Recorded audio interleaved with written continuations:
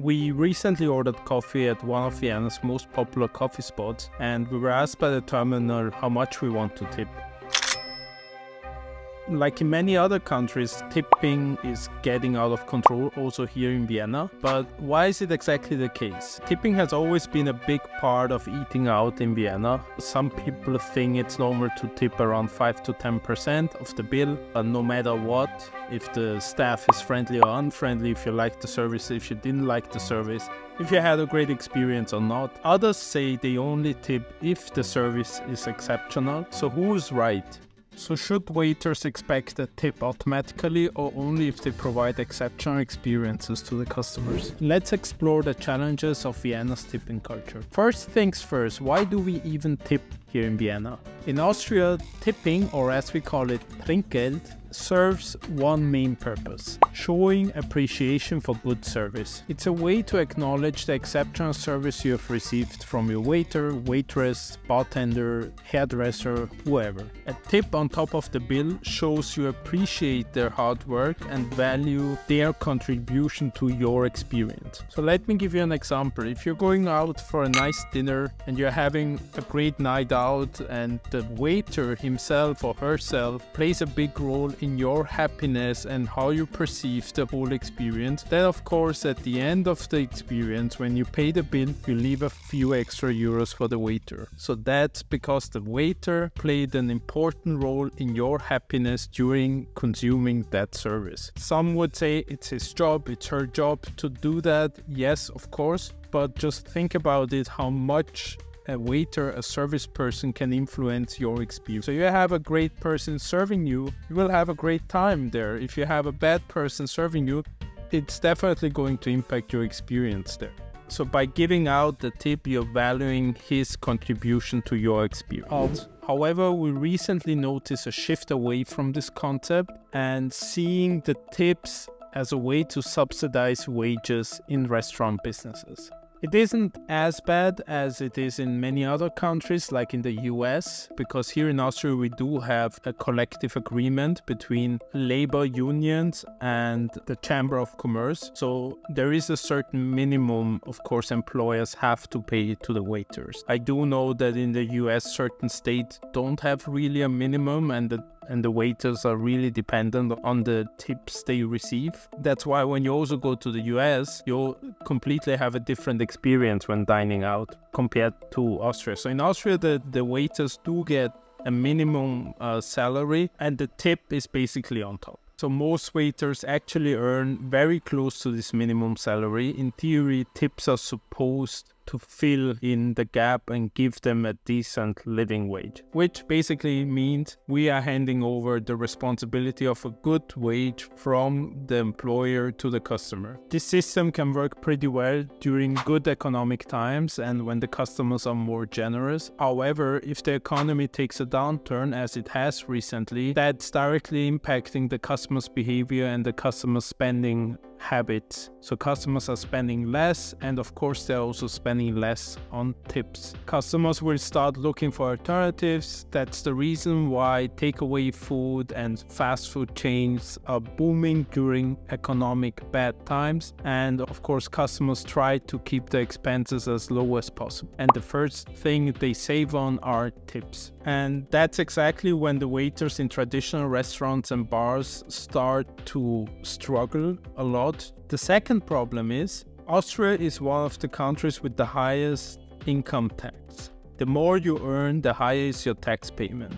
The attractive part of tips was always that they are excluded from the tax systems. If you made 50 euros a day in tips, you got to keep all of it. But with tips going down, this tax advantage doesn't matter as much anymore, which leads to the third problem. Decreasing tips makes working in the restaurant and hotel industry less attractive, which results in businesses cutting jobs or even forcing them into shutdown. So clearly this shows how fragile the restaurant business is, right? So if you have economic downturns, you don't only have less business, but you also have less tips, which is an essential part of the wages of your employees. And if the whole system is built around incentivizing tips and making sure customers are paying part of the wages by tipping, it clearly needs a completely different reevaluation of the situation. So let's compare Austria to other countries. There's some quite interesting contrasts coming up. In the United States, for example, waiters there typically earn a lower base salary, and the 15 to 20% tip is considered a standard,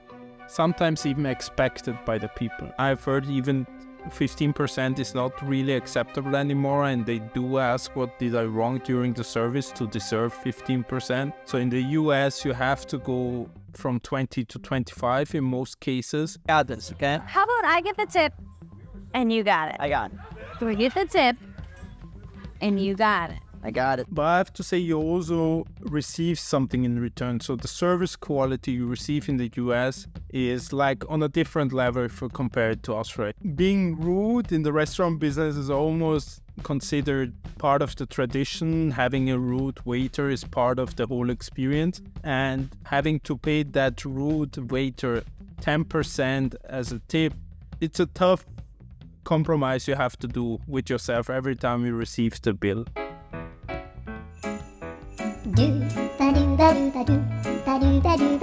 So we had this experience recently. Excellent restaurant, excellent food, but the service was just horrible. He was unfriendly, he was not attentive. We didn't really feel welcomed there, but still, at the end, when he brought the bill, he's standing there and expecting a tip because it's part of his wage and he needs that tip to make a good living. So it's a tough situation here in Vienna. I mean, in the US, the tip is higher, but you also get some service quality in most cases. Of course, there are some exceptions, but in most cases in the US, you can expect a certain service quality. But in many other European countries, like France or Italy, a service charge might be already included in the bill. So in Italy you have a line normally at the end of the bill which says coperto, which basically means the service is already included, so you don't have to tip anymore.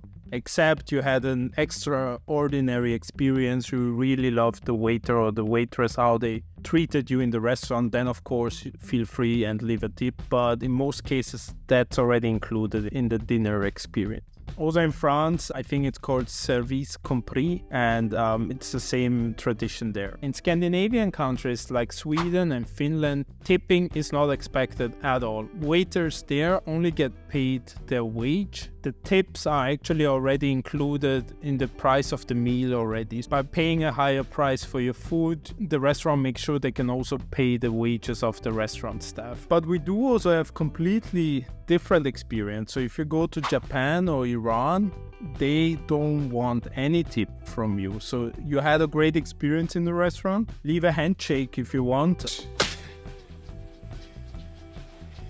but don't leave money there on the table because that's almost insulting. So they take it personally, especially in Iran, I've experienced it. So how much should you tip in Vienna? It's a tricky question. Some people think you should tip based on how good the service was, rewarding waiters who go the extra mile for you. That's how I would like to treat tipping here in Vienna. But unfortunately, most of the time, it's expected that you tip between 5 to 10%. So if it was a decent experience, I just round up, which is normally just around 5%. And if I like the service, I pay around 10%. If it was extraordinary, I normally pay around 15%, but that's very rare here in Vienna, unfortunately, because the service quality is in most cases not really justifying a higher tip. So some people are even ditching the tips completely. I'm not a big fan of it because we don't have a system yet in Austria which supports that. But let me know in the comments below how you think a healthy system should look like here in Vienna.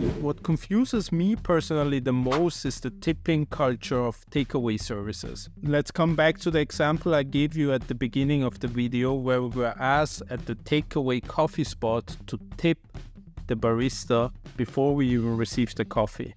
I mean, I do get it, barista, to be a barista, it's a skill, it's like art, right? So you're paying for art services, but that's already included in the price, right? So the coffee spot I'm talking about, it's not a cheap coffee spot. They charge already premium prices for their coffee. So why should I, as a customer, tip already before I even receive the coffee?